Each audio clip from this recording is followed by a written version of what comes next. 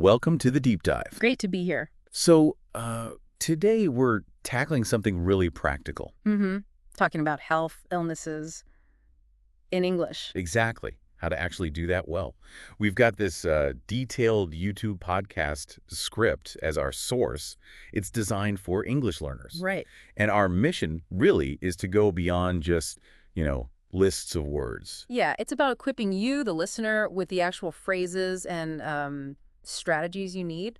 So you can talk about health confidently, whether that's like at the doctor's office. Or just chatting with friends, or even understanding news reports. Yeah, and this script, it's got dialogues, vocab explanations, pronunciation, the whole deal. It's a solid starting point, but we're aiming to dig a bit deeper, right? Right, give you those aha moments. Yeah. Kind of a shortcut to using this stuff effectively. Look at the nuances, why things are said a certain way, help you sound more natural. Avoid just repeating textbook phrases. Okay, so let's jump in. Building that core health vocabulary first. Where the script starts.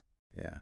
Common illnesses, symptoms, things like fever, and they mentioned the pronunciation, fever. That long E sound, important. Definitely. Then you've got sore throat, coughing a lot, standard stuff. And nauseous, that's a good one.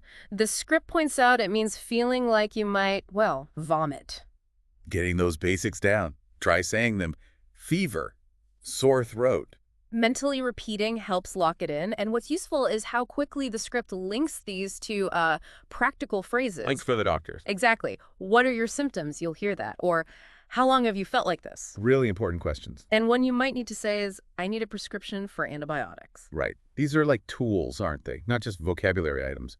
Tools for getting help. Absolutely. And I think the script focuses on these doctor phrases early because, well, that's often a high-stakes situation, isn't it? Totally. If you're unwell, maybe in a new country, you need to be able to communicate that. It tackles a big point of stress. For sure. But it doesn't just stay in the clinic. No, it moves into more everyday, informal language, too.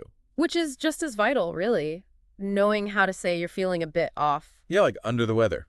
Right. Which means, just slightly sick. Nothing too serious, usually. Or caught a bug. Yeah, another common one for a mild illness. Or if it's more serious, like down with the flu. These add that natural flavor, don't they? They show you understand the colloquial side of English. And they can be tricky because they're not always literal translations. You have to get the feel for when to use them. Like you said, under the weather implies it's probably temporary. You wouldn't say that if you were, I don't know, in agony. Exactly. There's nuance there. The script actually has a little practice bit for this, too. Oh, yeah. Encouraging you to try saying, I think I'm coming down with something. Ah, that's a great phrase. Coming down with something. Captures that feeling when you first suspect you're getting sick. Yeah, getting used to the rhythm and sound of it. And seeing it in action helps even more. The script gives a little dialogue, right, between Alex and Sam. That's the one. Alex notices Sam doesn't look well. Hey, you don't look so good. Are you okay?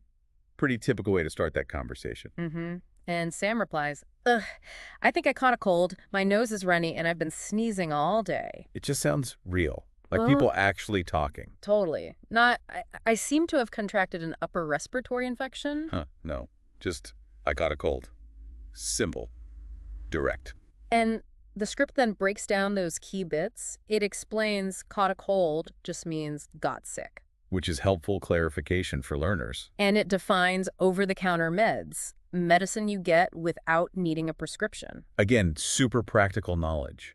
But seeing it in that little chat makes it stick better, don't you think? Oh, definitely. Context is everything. It shows you how these phrases actually fit together in a normal exchange. Moves it from just learning a list to seeing how the language works. Right. And the next step, logically, is getting you, the listener, involved. The role play. Good idea. Yeah, the script sets up a scenario. Imagine you're at a pharmacy. Okay, I like this. So I'll be the pharmacist. You, listening, are the customer. Ready. Okay. How can I help you today? And the idea is you need something for a headache. What would you say? Just think it through. Maybe something like, hi, I need something for a headache, or do you have anything for headaches? Exactly. And then as the pharmacist, I might follow up. Okay. Okay, we have ibuprofen or paracetamol. Which do you prefer? So you, the listener, have to make a choice, even just mentally. Right. It's that active engagement. It's not passive learning anymore. It forces you to retrieve the language. It's like a little rehearsal for the real thing. Yeah. Builds confidence. Why do you think that active part is so effective? Well, it connects the knowledge to an action, doesn't it? You're not just absorbing, you're simulating using the language. It makes the neural pathways stronger, I suppose. Makes sense. So, quick recap then. We've covered some core vocabulary: fever, sore throat, nauseous. Key phrases for doctors: what are your symptoms? Need a prescription. And those really useful informal bits: under the weather, caught a bug, coming down with something. Plus, we saw how it all fits together in a natural chat, and even did a quick practice run at the pharmacy. So hopefully you're feeling a bit more equipped now to handle these kinds of conversations in English. You've got a better sense of the range of language, from the formal to the very casual. Now here's something to think about.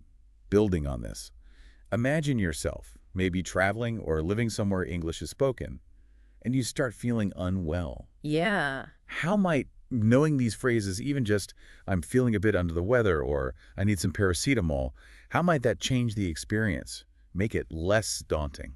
That's a really good point. It's about feeling capable, isn't it? Even when you're not at your best physically. Definitely. And thinking further, what other common health situations would be really useful to have the English phrases for? Maybe explaining allergies. Or describing a specific type of pain. Or, like you mentioned earlier, dietary needs when you're sick. Lots to explore there. It really highlights how language is tied so directly to managing your well-being in different environments, something to mull over.